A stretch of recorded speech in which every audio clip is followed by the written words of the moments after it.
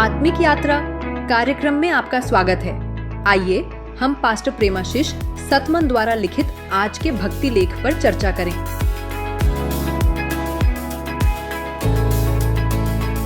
Praise the Lord. Praise the Lord. आज हम एक बहुत ही गहरे और दिलचस्प सवाल पर बात कर रहे हैं। सोचिए कि परमेश्वर ने दुनिया बनाने से भी पहले हमें चुन लिया था। हाँ, ये विचार ही अपने आप में कितना बड़ा है। बिल्कुल। और ये विचार पास्टर प्रमाशीष सतमन के एक लेख से है जिसका शीर्षक है सृष्टि से पहले चुनाव, परमेश्वर का प्रेम। जी। तो आज हम इसी को समझने की कोशिश करेंगे।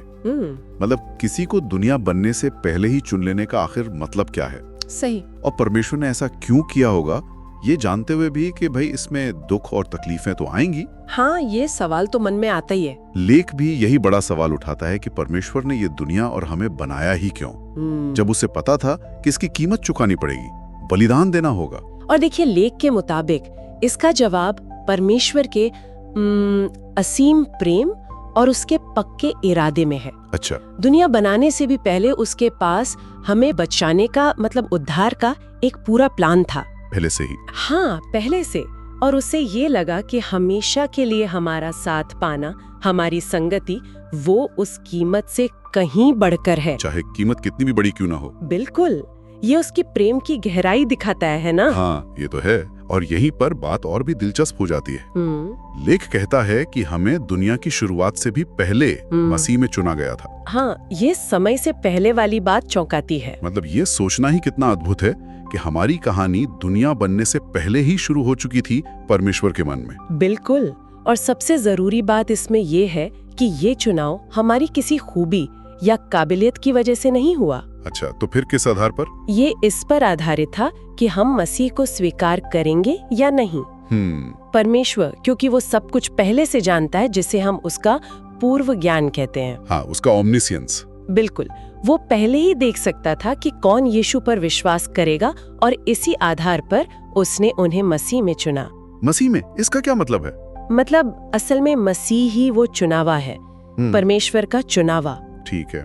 और जो लोग मसीह से जुड़ जाते हैं, उसमें विश्वास करते हैं, वो भी एक तरह से उस चुने हुए पद में शामिल हो जाते हैं। अच्छा, तो इसका मतलब ये हुआ कि परमेश्वर पिता और बेटे यीशु के बीच जो एक खास वाचा, एक समझौता हुआ था। हाँ, वो जो प्रेम की वाचा थी, उसका फायदा हमें मिलता है। हाँ, क्योंकि हमने परमेश्वर के चुने हुए यानी मसीह को चुना, इसलिए हम भी चुने गए। बिल्कुल सही। हम उस वाचा के लाभार्थी बन जाते हैं। ये तो बहुत राहत देने वाली बात है, खासकर जब हम अपनी कमजोरियां देखते हैं। हाँ, और ये हमें एक पक्का भरोसा भी देता है। पिता परमेश्वर ने हमें मसीह के जरिए अपना लिया है, स्वीकार कर लिया है। और ये स्वीकृति पक्की है, एकदम पक्की। ये आश्वासन है कि वो हमें कभी ठुकराएगा नहीं। जैसे यीशु हमेशा परमेश्वर को स्वीकार्य है, वैसे ही हम भी मसीह में स्वीकार्य हैं। जैसा रोमियो 8:35 में भी लिखा है ना, कि कोई भी चीज हमें उसके प्रेम से अलग नहीं कर सकती। सही कहा। ये जानने से एक जबरदस्त सुरक्षा और अपनी पहचान का एहसास मिलता है। बिल्कुल। ये बात तो है। हम अक्सर अपनी गलतियों और कमियों को ही देखते रहते हैं ना।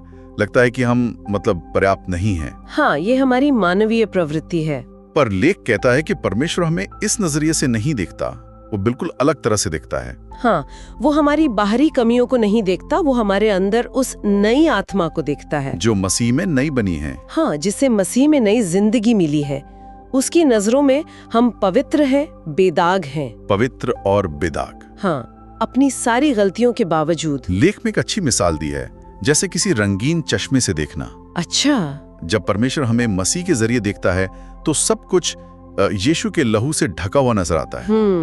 इसका मतलब ये नहीं कि हम सिद्ध हो गए हैं या गलतियां नहीं करते, पर परमेश्वर की नजर में हमारी पहचान अब हमारी गलतियों से नहीं, बल्कि मसीह की धार्मिकता से जुड़ी है।